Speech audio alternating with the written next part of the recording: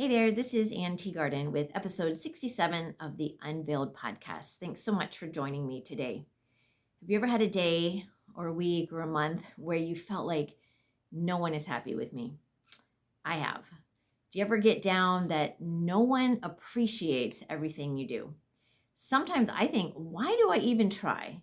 Have you ever been there? As women, we are trying so hard to be good wives, good parents, good neighbors, all of that. But I don't know about you, but sometimes my best efforts seem to come up short in the eyes of others. Or I might be doing what I feel really convicted to do, and then someone criticizes me or tells me what I should be doing instead. And just as a side note, please never hear this podcast as criticism, condemnation, or shoulds. Take everything I say as suggestions and take them to the Lord. I certainly don't have all the answers, and I firmly believe there are not answers that fit every situation. So I hope you know that, but I wanted to say it. But back to wanting to please others, which I think most of us women, we really do want to please others most of the time. There are so many times where I work so hard for my family and then they complain or criticize what I've done. And I begin to question myself or feel defeated. Does that ever happen to you too? So, how do I handle these feelings of inadequacy? How do I get off that endless treadmill of trying to make my family happy? Well, when I choose not to have a pity party, the way I do it is by performing for an audience of one. Have you ever heard that term? I can't remember when I first heard it, but it really impressed me. God is our audience of one. We need only please him. As the Westminster Shorter Catechism puts it, man's chief end is to glorify God and to enjoy him forever. That's our main purpose, to glorify God. And if we focus on glorifying God in all that we do, then we can rest our souls that we've done enough.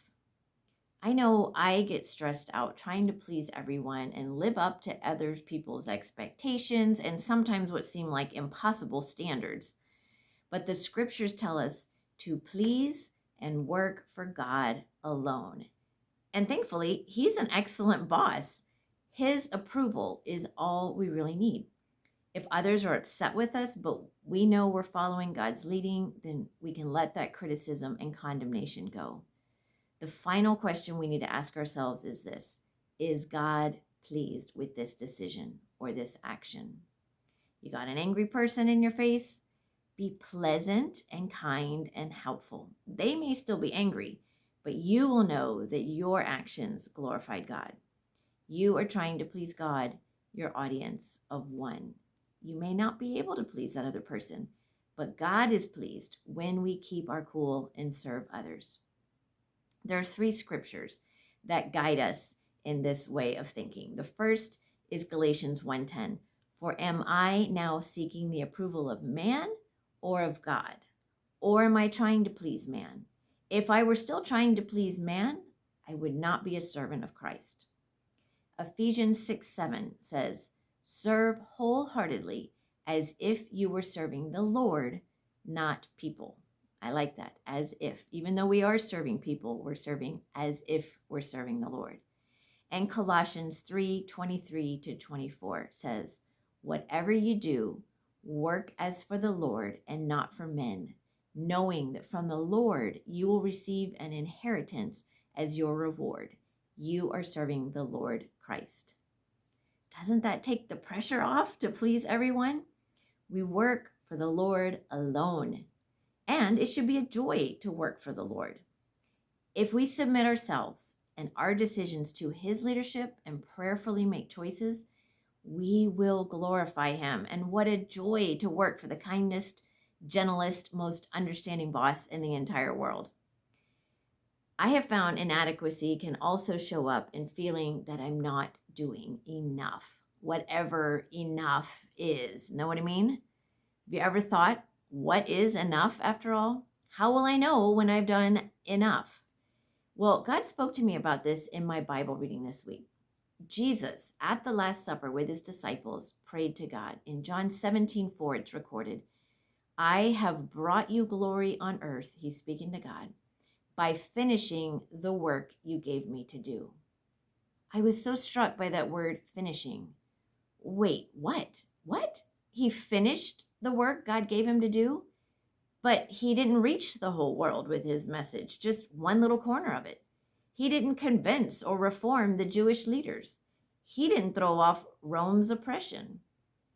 And I'm just thinking, the disciples probably felt like he wasn't finished teaching them yet. I don't think they were ready for him to go.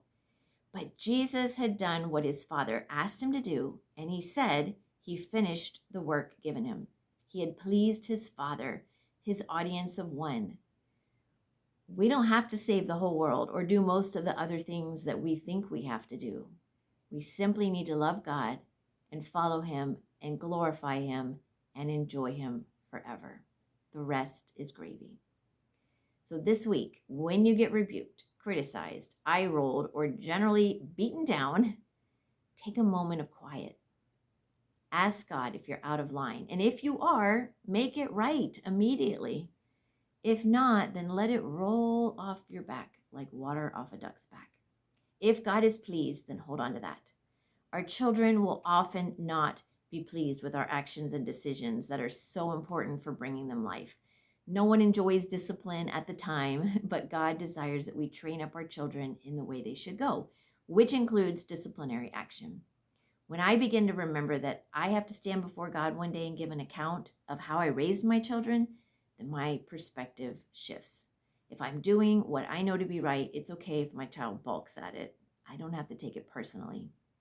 Now, this, of course, is not a license to do whatever we think is right in our own minds and ignore the needs of others.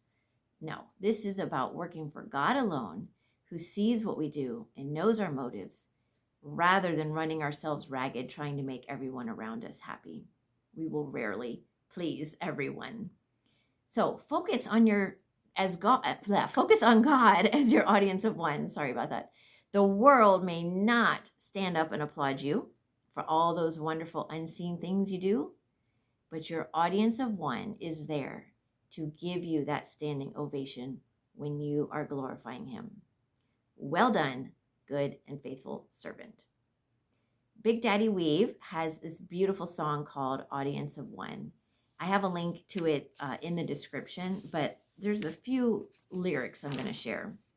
To my audience of one, you are Father and you are Son. As your spirit flows free, let it find within me a heart that beats to praise you.